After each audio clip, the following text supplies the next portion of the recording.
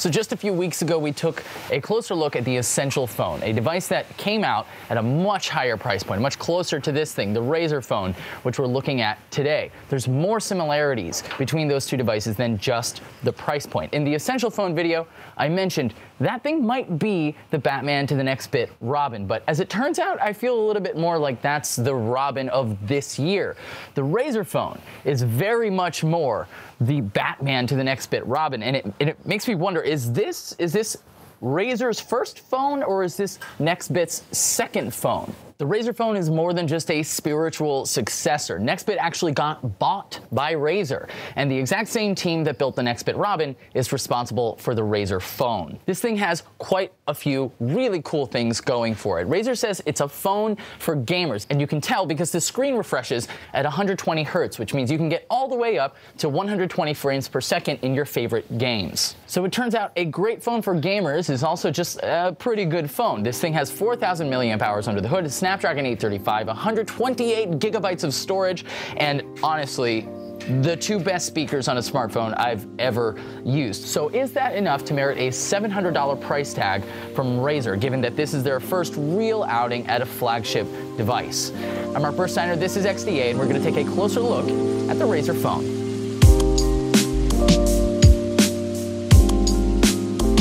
All right, let's get weird. We'll get right into it with the industrial design. This thing looks like a Nextbit Robin. The thing is, it's much, much bigger than a Nextbit Robin. The screen is a 5.5-inch display, and with these big caps at the ends of the device, which are pretty signature for the Robin, and I think do work well here, especially since they have some incredible speakers, it makes for this tall, blocky, sort of clunky device. Plus, the screen still has that sort of Nextbit Robin thick, weird framey bezel, and it does not add a lot to the device. It makes me feel like I'm looking through a window at a separate screen. It's also so blocky that it really kind of cuts into your palm. This worked so well on the Nextbit Robin because it was a smaller form factor device. On such a large device, it's really awkward, and at times it actually hurts to hold this thing in your hand stably.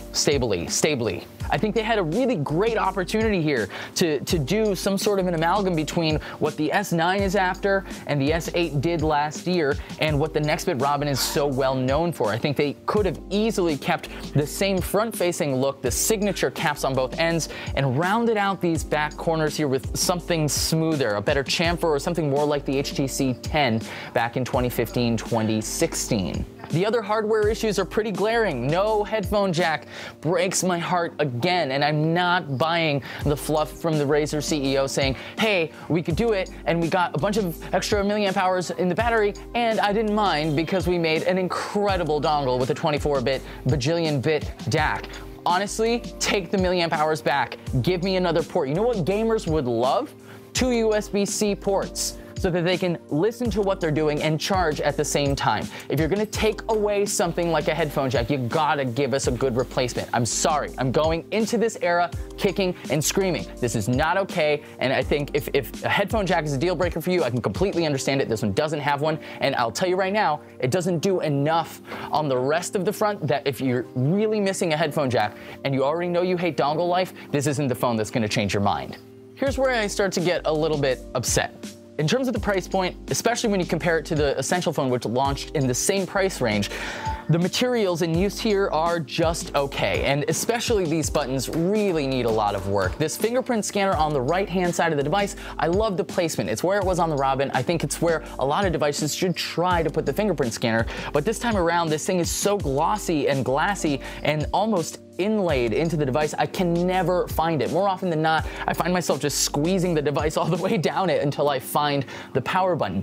Similar issue with the volume buttons on the side. They sound gushy, they don't feel good, and they actually don't even sound the same. One actually clicks and the other is just sort of gets pushed. The aluminum body of the device feels sturdy when you first get it, and it really does feel nice, but it's soft metal, and these speaker grills are relatively soft too, so one drop on a corner and you're gonna experience a little bit of pop out. You're gonna see a little bit of rough edges almost immediately, especially since the finish on this is the same sort of usual Razer gunmetal finish, which looks excellent, beautiful out of the box, but is so prone to oils and markings. There's this circular marking on the back of this device that I could not tell you where it came from. I take good care of it. I put it in my pocket. I'm not throwing it around. I cannot tell you where these markings came from, and I feel very similarly about the finish on just about every Razer device. The display is not an OLED display, which is a bummer, but that is because it is such a high refresh rate. It's a sharp IGZO display. It's new tech. It exists on other larger displays, but this is the first time we've seen it in a mobile form factor. So you are dealing with an LCD here. It is surprisingly good though, not just because of the high refresh rate. Viewing angles are good, color reproduction is great. I just wish that the display itself in terms of hardware didn't have that thick black bezel-y frame. It's certainly smaller than it was on the Robin, but I'd really like to see it just disappear. If you're the kind of person who's looking for a high frame rate, if you're the kind of person who's going to be able to take advantage of it because you play a first-person shooter or something like that, you will see a difference, especially when you go back to a lower refresh rate display. On a mobile device, because you're really only going to see it on the Chrome of Android in the UI using apps, that's the place where you're going to experience that smoothness the most. And I gotta say, it is very nice, but I don't think it's a game changer right now. I think the best thing about having such a smooth experience is that when you scroll, when you engage with an already positive user experience, a UI that is delightful to use, like Fabulous or Ishtar Commander, or scrolling through a long list of crypto prices, it feels great. It's clearer. That image is being put on the screen twice as many times as it would have been before. My main issue with the refresh rate isn't that we're not going to need it. Yes, look, eventually we will move forward and everybody will have 120 hertz on their phone. My main issue is that most games don't yet support it. Even Titanfall Assault, a game that Razer said specifically supported the higher frame rate, I could not get to run in 120 frames per second. In fact, most games I played don't break 30 frames per second, and I used the in-software show frames per second that's baked into the OS, and I also used our XDA Game Bench tool to test the actual frame rates of these games. Believe it or not, the only two games that I've been able to get to run any higher than 60 frames per second, which is already standard on Android, is Threes, the original Gangster Threes that I installed for 60 FPS years ago, and a game called One More Brick. And One More Brick is maybe the best example to show, because if you put this side by side to a device that refreshes at 60 hertz, you'll see how many more balls you can see on the display on 120 frames per second. It's the perfect game for this display, but I can't play anything else in a high frame rate because it doesn't support it. I can tell you firsthand how great Hearthstone looks at a high frame rate on a computer. I want to play it in a high frame rate here. There just aren't enough games that support that high frame rate. So if you're looking to buy this phone right now, you're only getting 120 frames per second in the UI of Android. And that's just not really enough right now. If you want to be able to say, hey, I was the first one with a 120 hertz display on my mobile device, then absolutely buy this thing. If it's that important to you, I think the rest of the package is good enough to merit if that is what's important to you. Plus, Razer, kudos. I love being an early adopter, and I love that you were willing to take the risk on this front. Very much looking forward to the next iteration. Not just because of the display, but because I think Razer did a really phenomenal job on the software front here. They left Android the heck alone. There is a minimum amount of Razer software here, and I will not call it bloat because it really isn't bloat.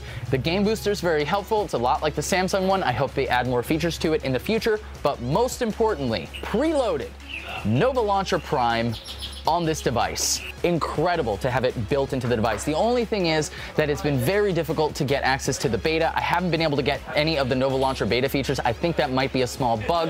Hopefully it gets fixed in the near future. The software has also just been super stable. I have not had many issues. Every once in a while I do get some hiccups, some lockups, but I haven't had a single reboot. I haven't had any problems with call quality. I haven't had any problems with multitasking, with the amount of RAM that I've got on here, keeping things in memory. I mean, it's 8 gigs of RAM. I cannot believe we live in an era where 8 gigs of RAM is a real thing, but here we are. The battery life is just okay too, and that's kind of a bummer considering this is 4,000 milliamp hours on here. That's a full 450 milliamp hours higher than the Pixel 2 XL. And the battery life isn't as good.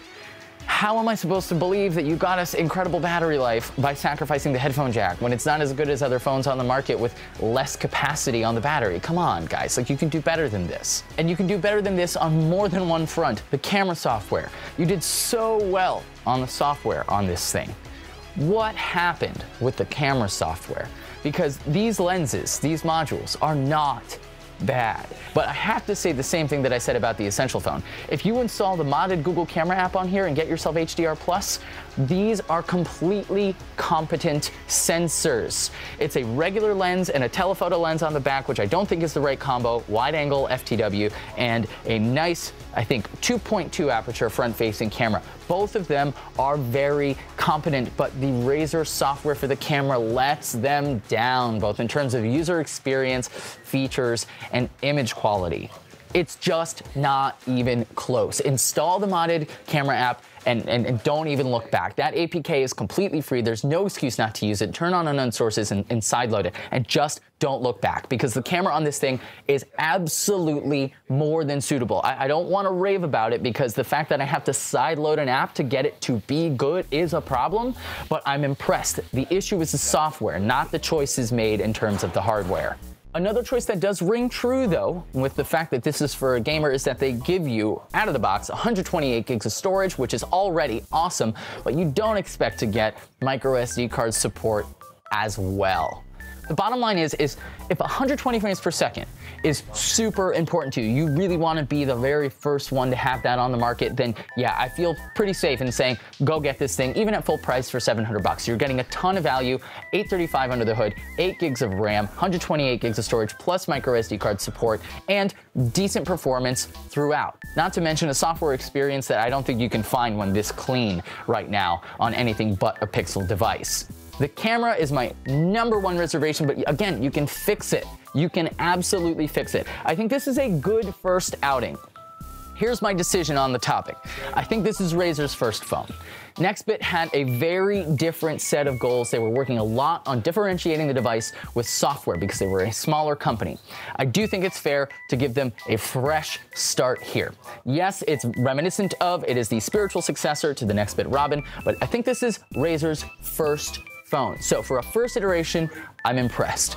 I want to see what you can do next year. I want to see if you can manage to fit 2 ports down here at the bottom. I don't care if it's USB-C and headphone jack or USB-C and USB-C, but we gotta be able to do both. Listen to the gamer, friends. All right, let me know what you think. Is 120 frames per second enough to get you to buy this thing? It's an overall okay package, but I can certainly see the arguments for passing on it altogether. It doesn't quite do enough for me to continue using it as my daily driver and going back to the Pixel 2 XL, but you can let me know what you think down below in the comments. If you enjoyed this video, you can hit like. If you want to see more like it, you can hit subscribe.